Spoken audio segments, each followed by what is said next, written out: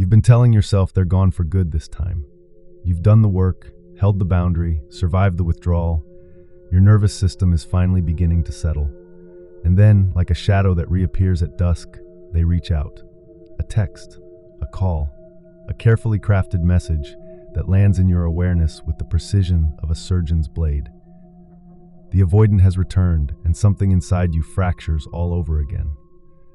But here's what you need to understand. Their return was never a question of if, only when. And the reason has nothing to do with love, nothing to do with suddenly realizing your worth, and everything to do with an unconscious compulsion so deeply embedded in their psyche that they themselves cannot name it. Hi, I'm Roman, and I'll be your guide into the confines of the psyche. Today we are talking about a crucial moment in any relationship with an avoidant, the moment they come back. And this will happen. One way or another, they will reach out. And what's even more surprising is the moment they will. It's always the exact same moment. You are more and more to join me in this adventure. Thank you. Carl Jung spoke of the eternal return, the way certain patterns loop endlessly in the unconscious until they are brought into the light and integrated. The avoidant attachment style is not simply a behavioral preference. It is a psychological architecture built in childhood, reinforced through years of emotional survival, and now operating like an autonomous program in the depths of their being. When they withdrew from you, when they pulled away and disappeared into that cold, unreachable distance, something specific was happening beneath the surface. They were not simply choosing space. They were enacting an ancient defense mechanism, a psychic retreat that once upon a time saved them from annihilation. As children, they learned that closeness meant danger. Intimacy equaled engulfment. To be seen, to be needed, to be vulnerable was to risk total dissolution of the fragile self they were desperately trying to construct. So they built walls, not walls of stone, but walls of absence. They learned to vanish before they could be abandoned, to withdraw before they could be consumed. And this pattern, once carved into the neural pathways and the soul's memory, does not simply disappear because they meet someone they care about. It intensifies, because now the stakes are higher. Now there is something real to lose. But here's the part most people miss. When the avoidant withdraws, they are not at peace. The narrative you tell yourself during their absence, the story that they are out there living freely, unburdened, perhaps even happily moving on, is almost always false. What actually happens in their psyche during separation is a slow, grinding internal collapse. At first, there is relief. The pressure valve has been released. They can breathe again. The terror of being truly known, truly needed, subsides. But then, in the silence, something else emerges. A creeping emptiness, a sense of something missing that they cannot name. They begin to feel the absence of your energy, your presence, your attention, not as freedom, but as a void. And the void is unbearable. Because beneath the avoidance withdrawal is not indifference. It is a core wound so deep that it has shaped the entire structure of their relational world. It is the wound of shame, the belief lodged in the unconscious that to be close is to be exposed, and to be exposed is to be rejected for what they truly are. So they reject first. They leave before they can be left. But the leaving does not heal the wound. It only delays the reckoning. And so they return. Not because they have healed, not because they have done the inner work or suddenly understood what they lost. They return because the unconscious does not operate on logic. It operates on compulsion. They return because somewhere deep in the psyche, there is a phantom thread still connecting them to you, a soul contract that was never fully severed, and that thread begins to pull. It pulls hardest when you stop pulling. When your energy withdraws from the field, when you stop waiting, stop hoping, stop organizing your emotional life around their absence, they feel it. The unconscious is not bound by physical distance. It operates in a realm where separation is an illusion. And when you begin to truly let go, when you start to reclaim the parts of yourself you projected onto them, when your nervous system stops scanning for their return, something shifts in the invisible architecture between you. And they feel that shift like a disturbance in their own psyche. To me, the most crucial part is this one, the moment. But before we go deeper into the exact timing of events, let me ask you this question. Did you recognize the pattern? Is it something you have lived or seen? And at this point, I believe subscribers to the channel know exactly what's going on. I can't stress it enough. This is a muscle you need to exercise to be able to put the words on what you feel intuitively. This is extremely important in the process of awakening. The pattern is this one. The avoidant needs the anxious attachment. This part of the psyche they ignore in themselves for so long. They are longing for their own shadow, and you are its archetype. That's exactly why they will come back. But what about the moment? They often reappear exactly when you have begun to heal. It is not coincidence. It is not cruelty, though it may feel that way. It is the unconscious reacting to an energetic change. You were once a source of supply, yes, but more than that, you were a mirror. You reflected back to them a version of themselves that felt safer than the truth. You saw them as capable of love, capable of connection, and in your eyes they could briefly escape the shame. When you stop offering that mirror, when you turn it inward and begin to see yourself clearly, they feel the absence of that reflection, and it destabilizes them. Their return is triggered by one of three psychological states. The first is your withdrawal of energy. When you stop feeding the bond, when you stop thinking about them obsessively, stop replaying conversations, stop waiting for closure, the energetic field between you changes, and they register that change as a loss, even if they cannot articulate it. The second trigger is ego depletion. The avoidant sense of self is often fragile, held together by a carefully managed distance from others. When life challenges that structure, when they face failure, rejection, or loneliness in other areas, the ego weakens, and in that weakened state, they reach back toward the familiar, toward you. Not because you are special in that moment, but because you represent a source of validation they once had access to. The third trigger is external collapse, a job loss, a breakup with someone else, a confrontation with their own emptiness. When the external world stops cooperating with their defenses, they turn back to old sources of comfort. And you, whether you realize it or not, were a source of comfort. Not because of who you are, but because of what you provided. A safe place to be needed without having to fully show up. This reaction to the energetic change is what Jung called synchronicity. If you want to know more about it, I have a complete video about synchronicity on my more esoteric channel, Echoes of the Witch, where I go into the primal archetypes and Jung's passion for the occult. There should be a link on the top of the screen if I manage to do that, otherwise it's in the description. So, they will come back at the precise moment the energy shifts. But what now? What to do, how to react to it? And this is not easy. People will tell you, they hurt you, just leave them alone. Or now you have your revenge, now they are under your thumb. But if you have been there, you know this is absolutely not what is going on. And this is crucial. When they return, you will feel something ancient stir inside you. If you carry anxious attachment, your nervous system will flood with hope. Finally, they see. Finally, they came back. Finally, you matter. But this is the false hope trap, and it is one of the most dangerous psychological snares in relational dynamics, because their return is not evidence of change. It is evidence of pattern. It is the repetition compulsion Jung warned about, the way the unconscious forces us to relive our wounds until we bring them into consciousness. The avoidant returns not because the relationship can now be different, but because the unconscious is trying to complete something that was left unfinished.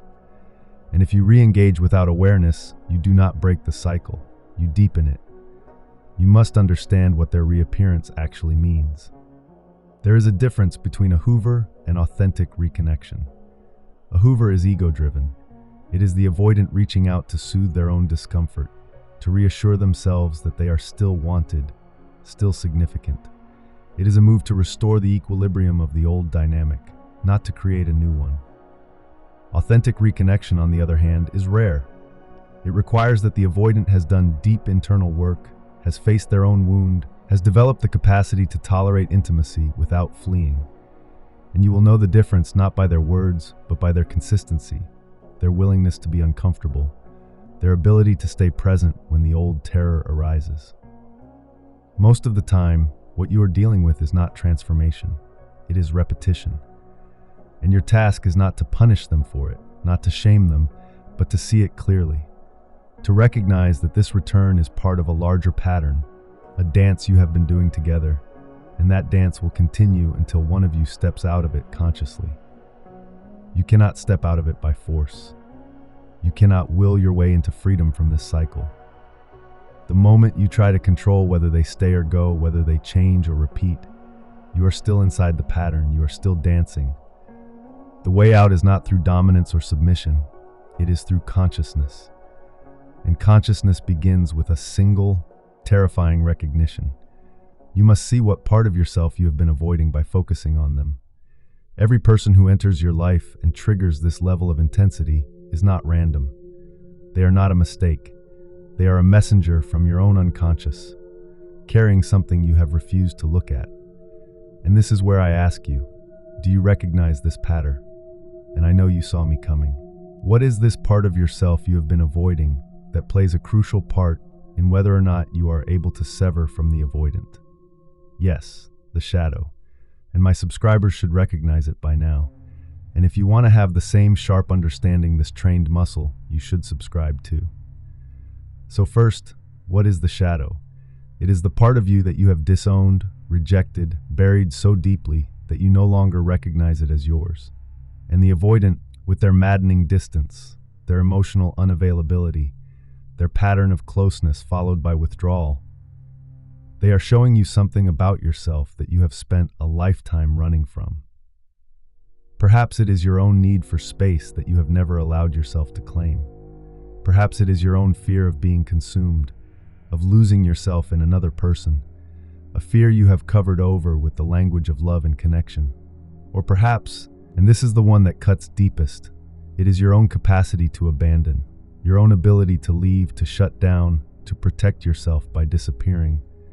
You see it in them, and you are repulsed, you are heartbroken, you are obsessed, because somewhere deep in the unconscious you recognize it. It is yours. This is not about blame. It is about retrieval. Every quality you see in another person, especially the ones that evoke the strongest emotional charge, exists somewhere within you.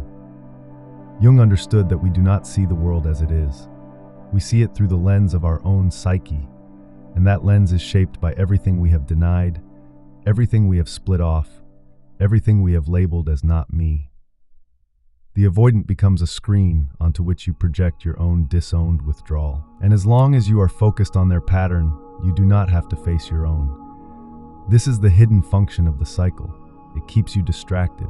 It keeps you in the role of the one who stays, the one who loves, the one who is present. And in that role, you never have to confront the part of you that also wants to run, that also fears intimacy, that also equates closeness with annihilation. The return of the avoidant is an invitation, not to take them back, not to fix them, but to turn inward and ask, what am I avoiding by keeping my attention locked on this person? What part of myself have I made them responsible for carrying? And here's where it becomes even more complex. For men watching this, the avoidant woman often represents the Anima, the inner feminine that Jung described as the soul image, the bridge to the unconscious. She appears distant, unreachable, mysterious, and in her distance, she becomes luminous. You chase her not because of who she is, but because of what she represents.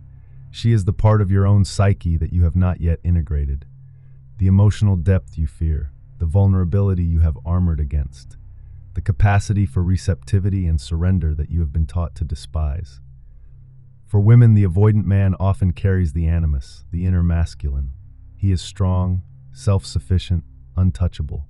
And in his refusal to need you, he becomes the embodiment of the independence you have denied yourself. You pursue him because he reflects the part of you that wants to be free, that resents the role of caretaker, that longs to be unencumbered by the needs of others.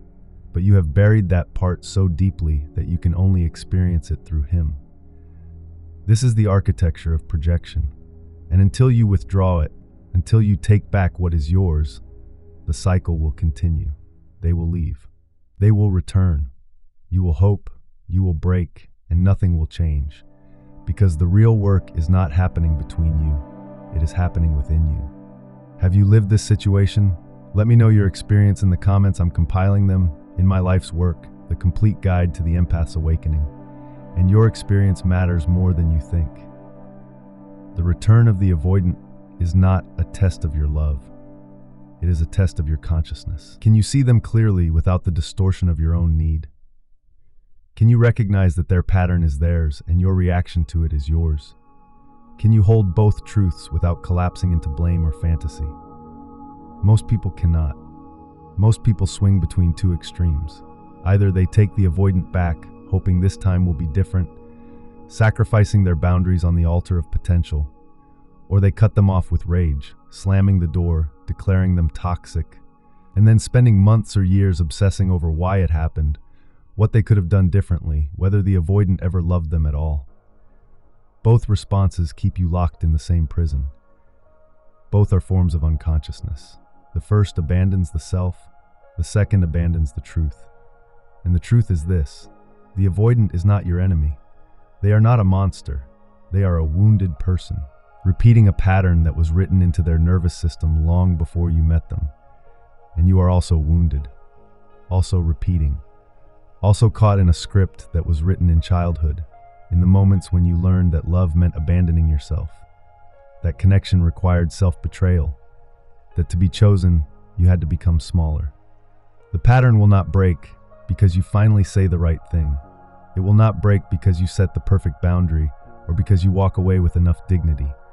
It will break when you stop needing it to mean something about you, when their presence or absence no longer determines your worth, when you can see them return and feel nothing but clarity. Not hope, not anger, just a calm, grounded knowing. This is who they are. This is what they can offer. And this is what I will no longer accept. That is the response that changes everything.